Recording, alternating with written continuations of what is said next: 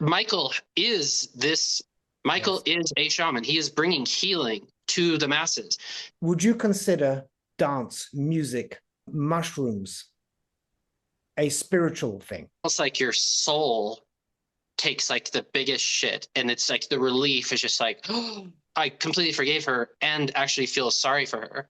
Tell us more Like, about the forgiveness part because forgiveness is always a contentious topic. Some people will say blanketly, you've got to forgive. Obviously, feel some of his anger, his frustration against the ugly of society, but there's a beauty that resonates in his soul. Do you feel that in his presence? I actually went into shock. Welcome to the show. Tell us quickly, who are you and what do you do? My name is Carlo Riley, and I am a Michael Jackson tribute artist. Wow, Mr. Jackson, Mr. Carlo Riley, it's a pleasure. It's an honor to have you here on the show. And I just want to say to the listeners, to the viewers, when you first came on camera, I had to do a double take. The resemblance is uncanny. Before we dive into your personal story, becoming a Michael Jackson impersonator, I obviously want to talk about the legend, the myth that Michael Jackson is. How long have you been doing Michael Jackson impersonations? So I have been doing that since when was the trial? 2004, 2005? Something like that, yeah. Yeah, one of those. I started then, but I've been a diehard Michael Jackson fan my entire life. I Now, literally have used you to cry when I was a little kid thinking about him. he has that impact. Now, have you had the honor, the privilege, the pleasure of meeting him in person? I did. I got to meet Michael March 8th, 2007 in Tokyo, Japan at the Thriller 25th anniversary party. Before we dive into a little bit about his energy, his persona, Uh-huh. what was that moment? I remember seeing him in concert in Belgium and in the Netherlands, awestruck, the energy, the stage dominance, the passion, the humanitarianism. What was that like meeting him in person? Um, Thankfully, I actually went into shock, and I'm pretty sure all the other fans did. We were just so like, because it was a planned meeting, and we're standing in line, and there's 300 people in line that got to meet him. But I'll say this: so when I went in and started talking to him, I tapped him on the shoulder, and well, actually, right before that, there was a fan who came out. So each person went in line with Michael, and then they closed the door. So it was like a Santa Claus type meeting, like everyone's in line, but then they close the door. So they would go in normal, and then 30 seconds later, they come out screaming and crying and like dirty nose running down their face. Does that So include, does that include you? I was expecting that. So I wore like tons of makeup. I didn't really know how to do makeup. Not that I do now, but I didn't know then. So like I just made sure everything was waterproof because I assumed I would cry, being that Michael makes me cry just listening to him daily, let alone actually like meeting with him.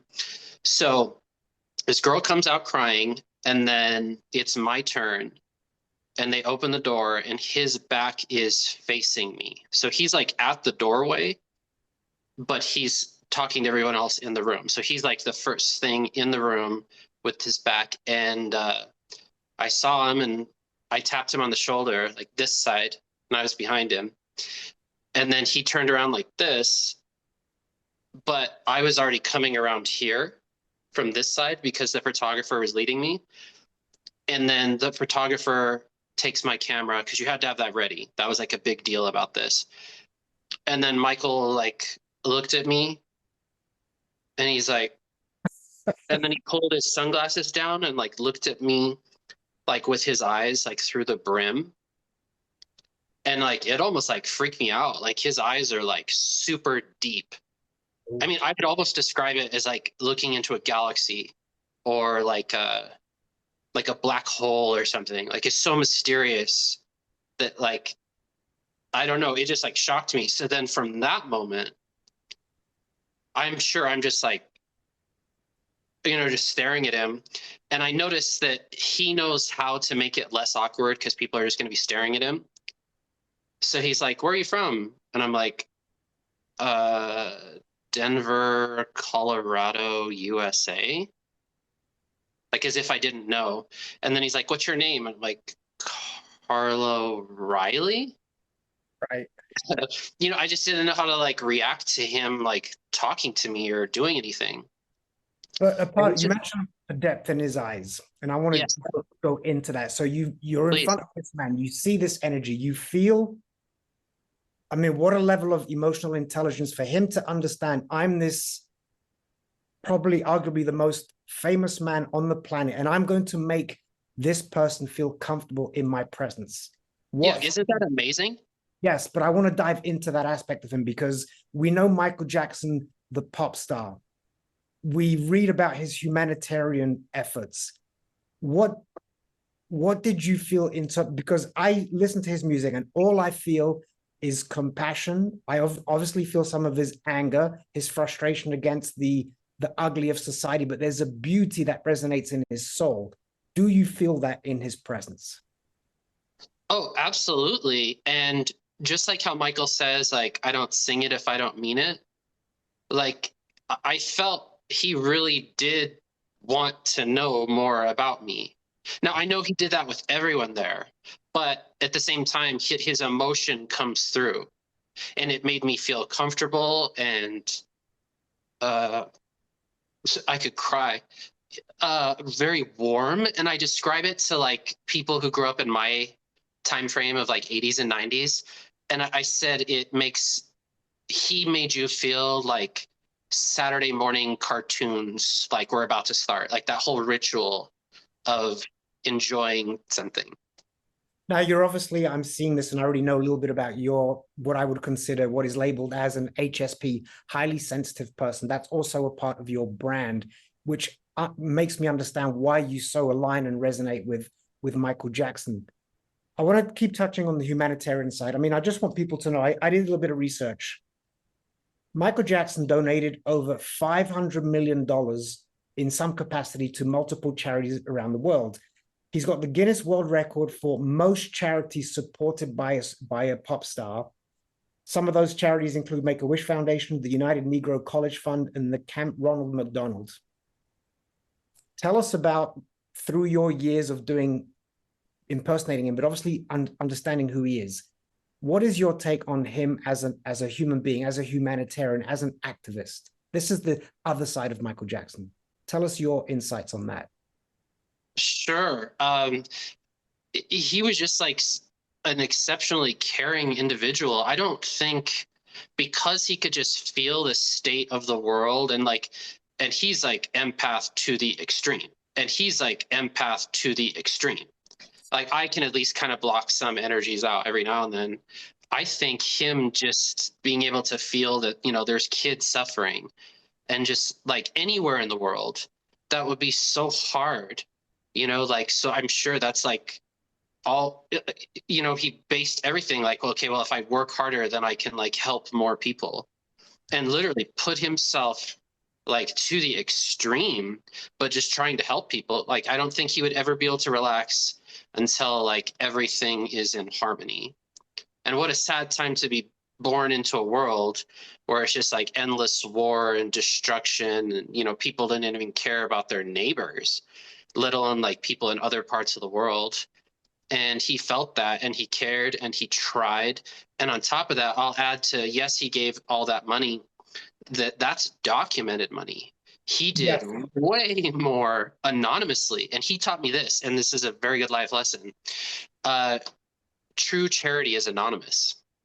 I totally agree. Tell us why. I understand the why. Tell us why, because that's a very deep, profound, quick pet peeve that I want to share with you is I see people on social media who do charity and they're not there to promote the charity. They're there to tell the world, look at me being a nice person. But I align with you, but I want your take. Why is that so crucial to not make it about you and do it anonymously? Sure, because it's not pure. It's not from your heart. If you're expecting something in return, that someone's going to see you in a certain way or do something, and that's not right. Like that's all about you. Yeah, maybe you have the money, and companies do this all the time. They dump money just so they can say, but they don't care. If you really cared, you wouldn't even want anyone to know. It's just like whatever I can do to help, and leave it at that, and just remove yourself. And like, it's a necessity if you're going to be doing that. And I hate that that's exploited now. you know, like with social media, people are like trying to do all this stuff, and then there's fake videos of helping people. You don't care. You make money off that. You're exploiting them. You're supposed to be helping them, and you're exploiting weak and disenfranchised people, and it's terrible. But I've had the chance to do a few things for Michael, not necessarily charity, but certain things that I was able to obtain of his families. And I was able to get them back to his mother. And I just gave it to the security guard. I could have made a whole thing about it because she would have, but I was just like, It's the right thing to do. it's the right thing to do. And Michael's done so much for me in my life. If I can do one tiny thing, you know, like something like give back some important photographs of their family from the early 1900s, then, you know, you should do that. And I'm glad I got to do it. 2 quick questions. You just said I've done so much for you. I know what he did for me. I know what he does to millions of other people. What does he do, or what has he done for you? There's so much that he's done. I mean, aside from like good times and all that, like a rescue. Like I can be in the worst possible mood, even suicidal to that point. And I'm not asking for help or any, you know, I don't want any pity about this, but I've been in some really dark, dark places in my life. And let's say I wasn't listening to music, but my ringtone comes on and it's his voice. And like immediately snap out of it, literally, like I was in a spell. So now I've learned that anytime I'm feeling bad, it's because I'm not listening to Michael, because I can just immediately change my state in 1 second. Done. Yeah. Like it worked foolproof. So, I mean, it's just so amazing and so euphoric, and has led me to, you know, want to be a better person, be a better spirit, you know, I mean, not just looking at this timeline that we're in right now, like moving forward, you know, I really enjoy everything about him, his family, just the hardships that he went through and just pushed through it, and then still did all of that for everyone. I mean, he literally almost like sacrificed himself for other people. And that's just very honorable. And I got to receive the fruits of his labor, and it improved my life and me. Then I can pass that kind of stuff on to other people as well. You know, when someone else is in a dark mood, I'm like, all right, no, enough complaining. Let's get into it. Like, we're going to dance right now. And you don't want to dance necessarily, but you can't be dancing and feel bad. It just doesn't work. So I've trained myself, and I get other people too. As soon as it starts getting bad, their shoulders are up by their ears or whatever, I'll just start, you know, I'm like, come on. Yep. And like, I'll force it, but then it's gone. But it's crazy because you don't want to do that, but like it's a mind trick. And I certainly learned that from him, and I'm eternally grateful. Dance is one of the best outlets, to your point, one of the best outlets, mood enhancers, mood changes. It's such a beautiful thing. Yeah, it should be prescribed by doctors. I agree with you. Here's a prescription. I want you to go and dance 10 minutes a day. I absolutely agree. This, and I want to keep talking about mental health, depression. You've now been very courageous and very vulnerable. Before I ask you about a little bit about your personal journey, I remember watching Michael Jackson. You said that he had suffered a lot. We all know about his childhood. I remember seeing a broken soul during the trials, yet he stood with dignity. He was honorable. He remained his usual gallant, determined human being, but you could see his fragility and his strength. I want to talk a little bit about, if you're willing to, you said you've been suicidal. Several times. You've had some dark moments. Very. Tell us a little bit about your journey, because Michael Jackson had a very traumatic childhood. Tell us a little bit about your childhood, your journey, the pains you've experienced, how you got out of it, other than just simply dancing to Michael Jackson. Tell us a little bit about that. Sure. So to make a long story short, I was basically raised by my grandma. My mother worked full-time as a police officer.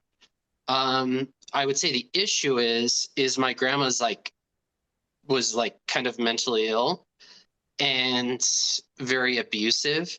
And on top of that, she hated my father, like detested him. And I look just like him.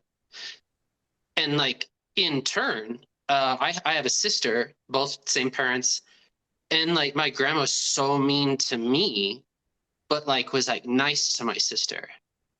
She was still abusive to her as well, but like I definitely got the short end of the stick. And my grandma literally like went out of her way to be mean to me and like even cruel. And as a kid, it was just like terrible because I see other people like get to have fun and like they have family time and all this stuff.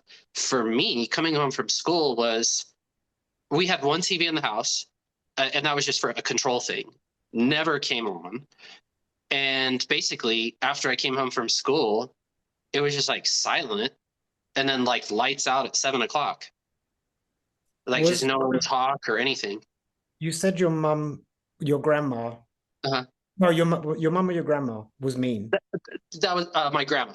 My mom would be at work all day and like work full time and even overtime and stuff as a police officer to make sure that we had, all the good stuff. But we lived with my grandma, and I do forgive her for that. As cruel as she was, in later years it used to be anger, and then I completely forgave her and actually feel sorry for her because like who knows what happened to her that made her like that. Tell us more about the forgiveness part, because forgiveness is always a contentious topic. Some people will say blanketly, you've got to forgive. And other people say, well, this I can't forgive. Where and how did you find the courage, the strength, the compassion to forgive?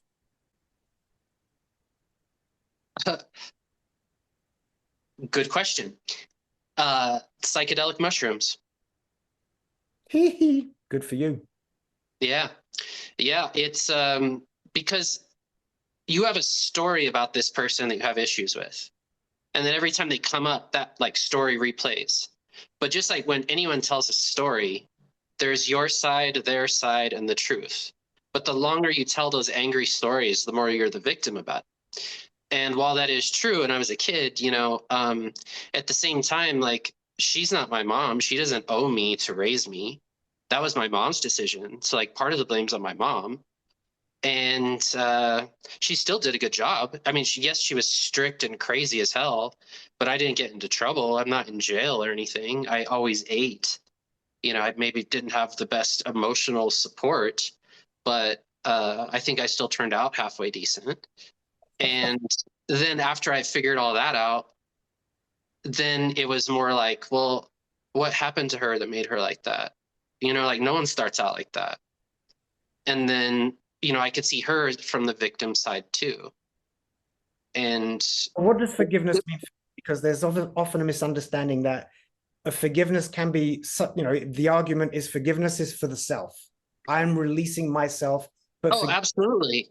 The relief I still feel. This is years ago. And I still feel relief because I carried that with me for so long, for years and years. And it's crazy because you chose or choose to carry that. No one's making you do that. You could put that down immediately and just disregard. But I chose to keep angry and like hold this 1,000-pound weight. And who knows what that prevented me from? Just, because I was always in that kind of state. And was there a moment when you decided this is not healthy for me? I have to do something about it. I need to be more introspective. I need to dig in deep and find compassion. When does that happen and how did that happen? I had never like got to that point. It was just, I just carried it and I just tied that knot in my like system of your electrical system of your body. And I was just like, that's it. And that's the way it is. But then as I started moving forward and then took mushrooms, it's like starts to untie knots and then you can see it's holding you back. It's like a garden hose. You know how you pull it out and you turn it on, but there's not as much pressure. You're like, what is wrong? And you see there's like a kink in it somewhere. That's what it is. And it like pointed out this stuff. And I looked at it. I'm like, from a fresh perspective for the mushrooms, thank you, mushroom, that it was like, okay, like you can't just go on like this. You're choosing to like screw yourself over in the future just to hold on to the past of being mad.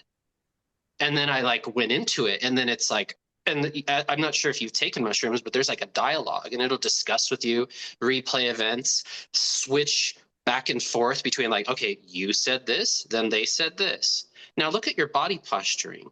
Look at how you're like so tense. Like, why were you doing that? It analyzes everything. Your brain records every tiny little thing, and it'll replay it if you're willing to go into it. But most people just run away from their problems or drink or pills. And I've done the same. Like, I understand it's easier to do that.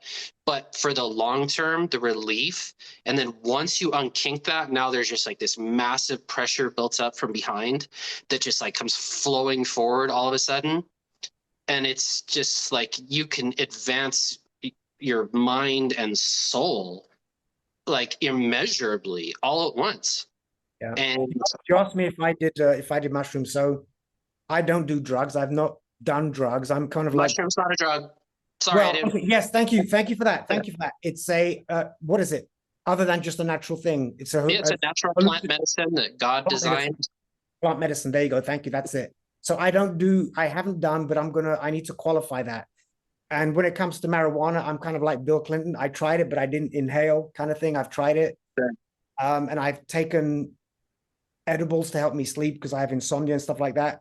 However, having said that about the mushrooms, I have explored and tried microdosing with mushrooms. Right on. I don't get the high, but it does slightly enhance the mood. So yes, I have. No, I haven't. But I'm glad you bring that up because it's a taboo topic. Go ahead, Carlo. Okay, 5 grams in silent darkness. It will be worth $1 trillion. Like some people, when they take mushrooms, they want to go to a party or something. That is the wrong thing. Your energies are all open. You walk into someone else's aura, you pick that up. No way. It's a healing thing. 5 grams, silent darkness by itself. You basically submit yourself to the mushroom. I always say a prayer beforehand, like these are my intentions. And that's when the magic happens. Now, to some people, they're like, that sounds boring. No. If you let the mushroom go on stage in front of you, just unbelievable. There are no words. You will come out feeling better. You will build new neural pathways. You will have epiphany after epiphany after epiphany, healing to beyond any imagination. It's almost like your soul takes like the biggest shit, and it's like the relief is just like, oh my God, now you were like sinking in the ocean and you just come to the top. And then you discover, like, the more you continue that, not only were you sinking and you drop those weights, and you're above your equilateral now you can like fly, not like you like wings, but like just where you can actually go, and you realize what you're truly capable of is absolutely insane. Wow, and I see why it's illegal, because they don't want people to be like that. Sign me up. Come on. I love it. I love that. That wasn't part of the conversation that I anticipated, but I'm glad we went down there because it sort of lends to a little bit to spirituality. Then I want to go back to some things about Michael Jackson, about spirituality. Again, you're a very deep soul. Thanks. Would you consider dance, music, mushrooms a spiritual thing? All of the above. Yes, absolutely.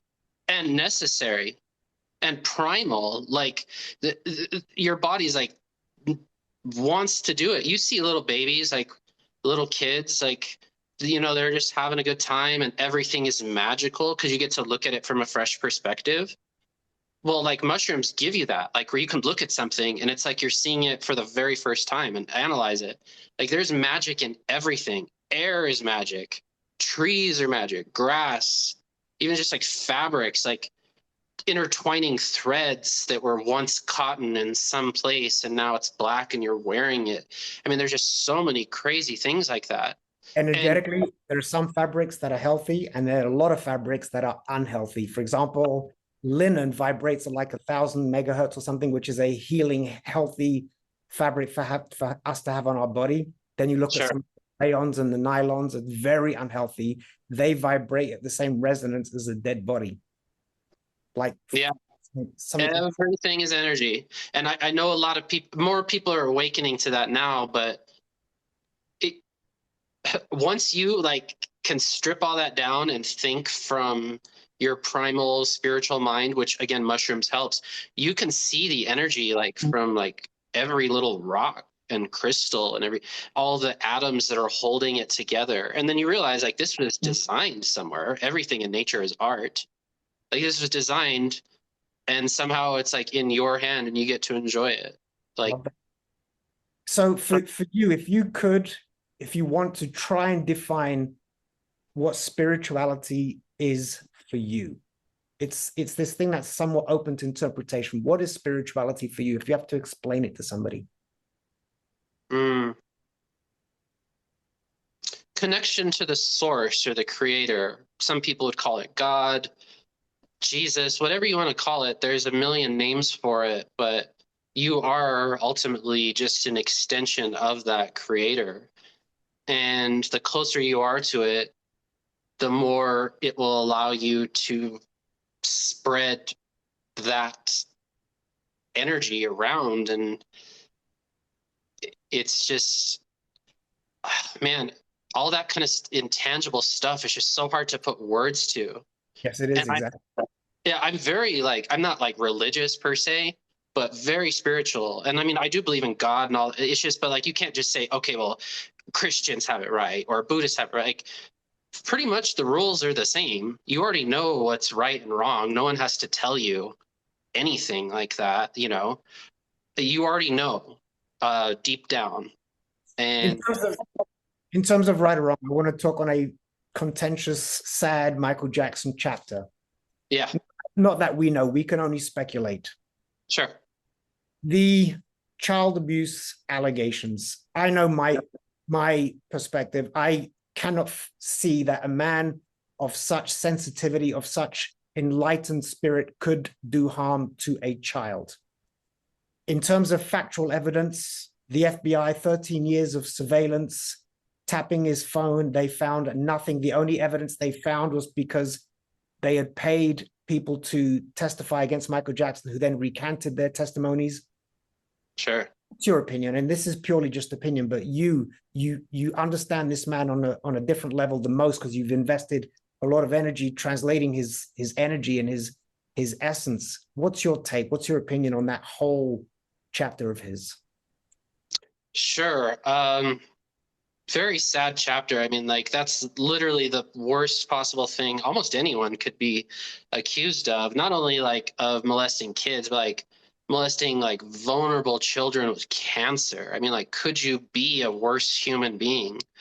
I just don't think he's capable of it. The evidence shows that. Many of the things working against him, though, were just because he's so unique and different than most people.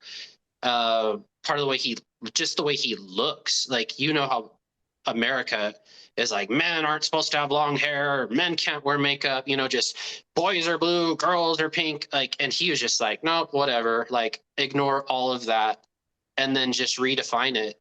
And it upset a lot of people, and his influence is so obscene that I think that's why all that happened. Like, anything to make you not want to look at that. And same thing on the mushroom end, like telling people they're going to go crazy, and it's these devil worship. And I mean, like, this stuff was made by God. So alcohol, man-made liquor is okay, yeah, but something that grows out of the ground is bad, and the government's going to save us. But like, these are the things that they use to control people. And that's why they want it. And unfortunately, and as you see, and keep in mind, a lot of people don't remember this, but like, now, yes, there's translators and all this stuff online. In the 60s and 70s, there were no translators to like Lithuanian or Russian or anything, but his message was so clear. He transcended gender, yeah, race, language, culture. Absolutely. Yes. Every possible thing, to the point where I've talked to some old school fans from like Japan and China, that they were so taken by this that's why they learned English, because they wanted to understand what he was saying, because they felt he was like singing like casting magical spells because it was so insane. Like goosebumps. I've had goosebumps so intense, I felt like my skin was going to explode. Like it was just so like, yes, this is what you need. Listen, dial in, close your eyes, absorb it. And then another cool thing about all this is there's actually visuals to his music. That's the even if MTV you're not watching it. It's aligned. Oh, yeah, even if you're not watching it, tell us about that. yeah. So like in your brain, if you the deeper you can go with Michael, and I know a lot of people are gonna be like, ah, whatever, but for anyone that's like that, you should be listening because I get to enjoy this and you're not. So, like what's up with that? But I want you to have it. But if you can like completely submit and relax, I mean, go into like yoga pose, whatever it is that you do to relax, aside from like alcohol or something like that, you can close your eyes and there's actually like colors assigned to each beat. And it's making like a painting, like a landscape or something, like a place. And you can see it. And like as he's speaking, it's like he's speaking this place into existence.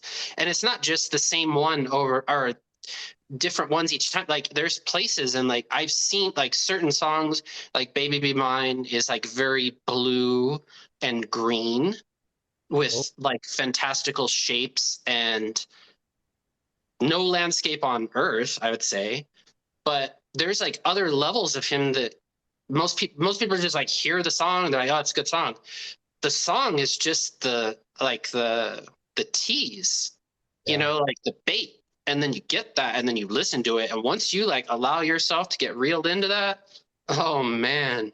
So there is actually scientific evidence that reinforces what you're suggesting. I think you might remember the actor Terrence Howard. Yeah. It's hard out here for a pimp. Yeah. He has done some serious study. He's a highly intellectual guy, highly scientific guy, and he's done some study, and I'm just going to sort of bastardize what he shares.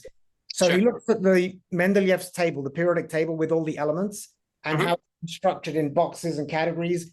And based on some other gentleman who I can't remember his name, Terrence Howard has reanalyzed it and said that we can't look at molecules as purely molecular structure. They have a frequency, they have color.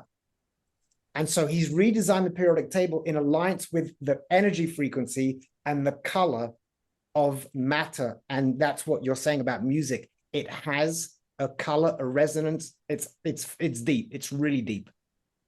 Oh yeah. You can hear colors and see sounds. You can taste a song. Yes. And this is nothing new. Indigenous cultures have been practicing this stuff for tens of thousands of years. And they have in the jungle of like Peru and Brazil, they have an indigenous drink. It's called ayahuasca. Yes, that's the spiritual. It'll make you throw up. It'll make you do these things, but it urges, yes.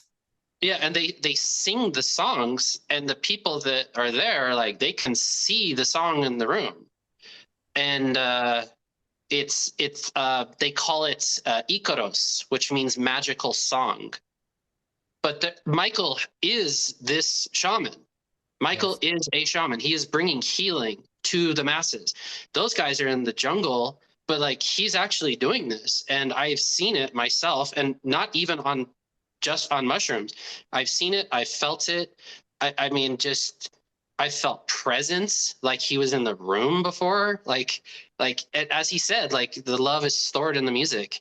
And Michelangelo said, in order to evade death, as an artist, I attempt to bind my soul to my work to live forever. And like, absolutely, that's true. It's so true, but you have to be open to that. And I keep getting to these deeper levels of Michael that I'm just like astonished that like I am still trying to find the bottom of the rabbit hole, and he will match me like one for one on anything to show me how much deeper it goes. It's unbelievable at this point. Songs I've been listening to since I was 5 years old, I'm still discovering. It will take a while because of his depth. And, to your point, he is a shaman. An angel, call him what you want, but he's something not of this planet as we know it in that sense. I want a couple of questions because we could go down so many rabbit holes.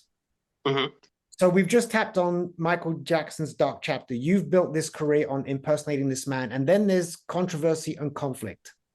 Does that impact now you as an entertainer, as a performer? Because now half of the population are like, oh, Michael Jackson, stop playing his music. This is nasty. This is horrible. How did that impact you? Well, thankfully, I've always used it as just like an extra artistic expression. I don't do it like full time. I always keep a corporate job for a few reasons. One is just because I always need money and entertainment isn't like consistent. And two, I know entertainers who do it like every day and they're like tired of it. It became work to them. Yeah. But it's not work to me because it's like my passion. It's like I'm building in the background while all that's going down. And I have put up with so much since I was a little kid. Everyone was a Michael fan, but then once that first case happened in Dangerous Era, everyone just like, it wasn't cool to like him, but I stayed liking him. And I got like teased a lot for it, always called gay and, I'm a girl and all this kind of the same stuff that he went through. But I've been abused by it for so long that now as any new case or new drama comes up, it just doesn't really affect me. And it wouldn't change anything for me, to be honest with you. I love it more and more. So how do you balance, manage, navigate your depth of spirituality, your depth of intellect, your depth of humanity? You've got this completely free entertainer side, but yet you fit in to a corporate job. I actually didn't know you had a corporate job on the side. Sure. Because for a lot of people, for neurodivergence in general, it can be exhausting because we have to fake in order to fit in. We mask. Oh, yeah. So how do you manage this? Because you're a juxtaposition of two opposing worlds. Yeah, one extreme to the next. Yeah. For one, I use a different name because I used to use my name, but then like now that people could just look you up. If you Google Carlo Riley, all you're going to see is this Michael Jackson stuff. And people used to ask me like, "Is that you?" Because it shows I'm in Denver. And I would always just be like, well, what do you think? And they're like, no. I'm like, oh, you're right. So I moved my name. Carl O'Reilly is what I use. And I don't really like go all like dressed up or anything. But occasionally like someone from a job will ask me, like for my Facebook, and they go and they're like, dude, I had no idea you did all that. Like, that's amazing. Even people that don't like Michael, like, because they know me as Carl O'Reilly, they have no clue of what I do as well, or in addition, or my accomplishments or anything like that. So it's pretty cool. And then honestly, I kind of enjoy it because when people do find out, they're so surprised about it.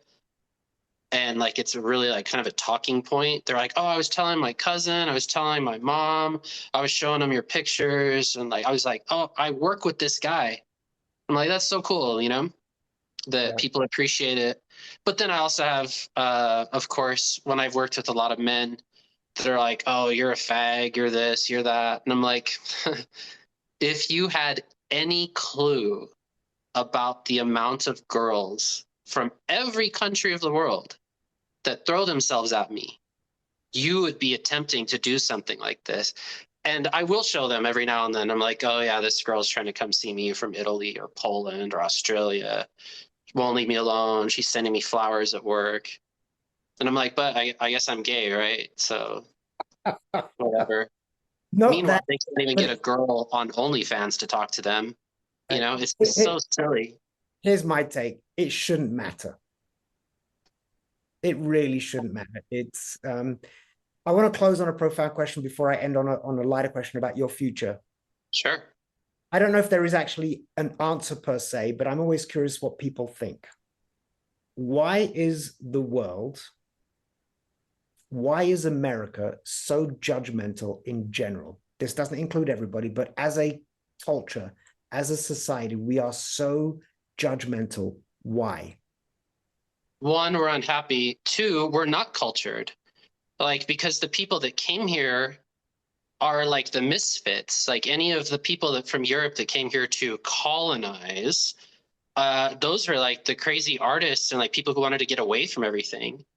And they just like they didn't build anything new here. They just literally destroyed everything else.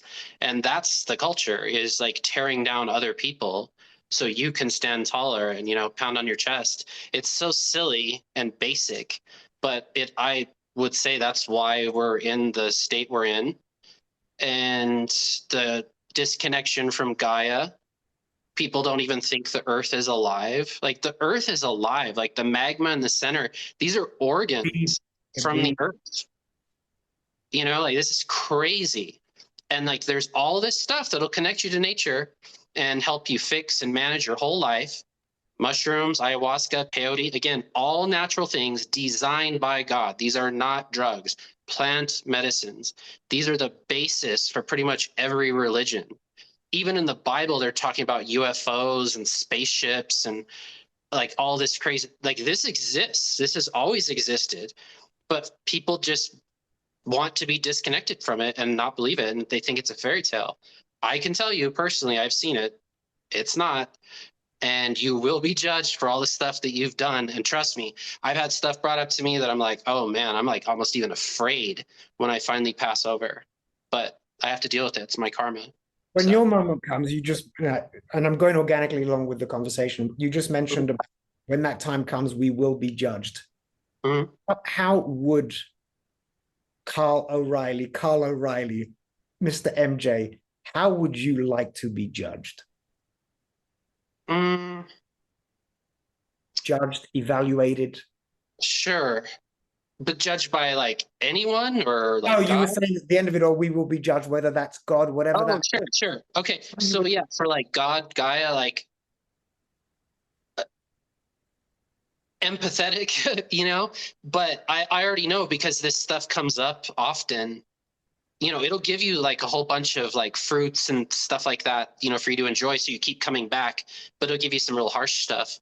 One, I'm lazy and stubborn and all this stuff, and I've done bad things and like just, but I'm pretty sure what happens from what I've seen is that if you don't complete up to par, you just have to take the test again, and then you become reincarnated. Like, I've made drastic, massive amounts of movement and healing and spiritual alignment, but like, the more I do it, yes, I'm encouraged, but like, the more I have to do.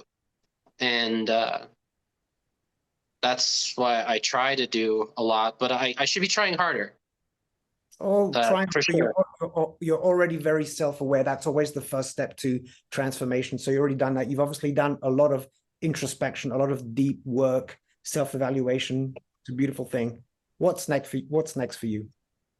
Do you just go with the flow? Do you have a plan? Is it a secret? Does it include more mushrooms? Oh, definitely more mushrooms. Because I want to be the best person that I can possibly be. And that's like having a coach there with you at all times. Like, it can hear your thoughts. It separates the whole me, myself, and I thing. So like, as you're rationalizing, and you know, you can rationalize anything. The other side is like, what? No. But you always silence that voice. So like, anything you do, it's just like constantly like, no, do this better. Like, you know, your posture is even off. Like, you have to be aware, and like, all of these things make you aware. And I just want to be as aware as possible, because the more aware you are, the better decisions you can make. And then when you're around people like that, then you just like merge and do well. And I've found several members of my tribe, you know, like, that I get to hang out with. I don't like silly, just day-to-day, how's the weather conversations. You know, I want to get into aliens. Life. What's beyond that horizon that we know nothing about? I'm all for it. I made a fantastic decision to have you as a guest on my podcast. I'm deeply honored. I got so much more than I anticipated, because we're oftentimes evaluated by the facade, and the facade is Michael Jackson impersonator. Who knew you had such depth, empathy, and it's been an honor. Thank you. I appreciate it. It's been an absolute honor. Thank you. If people want to know more about your Michael Jackson journey, how can they find you? Are you on Instagram? What's your Facebook? How do they find you if they want to know more about you as Michael Jackson? Sure. So My Instagram is almost MJ, ALMOST MJ. And my Facebook is Carlo Riley MJ, CarloRiley MJ. My website is almostmj.com. And yeah, be on the lookout. I'm working on a lot of really cool and literal magic stuff. So look forward to it. Look forward to it. Last question. Yeah. Do you have one favorite Michael Jackson jam? Ooh. I don't, but I'm always curious about other people. I mean, it changes daily, I guess. I mean, like, I'm always looking for the more obscure tracks. Like, I very rarely would listen to like Billie Jean or something like that. But there is a song that I listen to daily.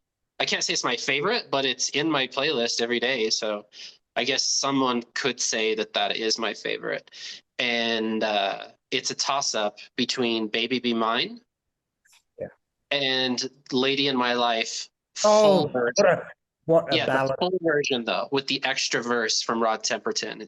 Yes. Unbelievable, because it builds up so grand with the extra verse, and then it just drops that on you like a wet splash of paints that are made out of euphoria and love and gel, and just like coat you and run down your skin like lotion or something. It's honestly, sometimes it's too much. I have to turn it off in the middle. I can't even take it.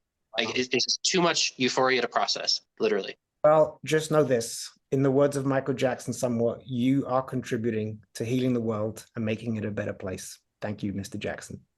Thanks, brother. Peace out. Later.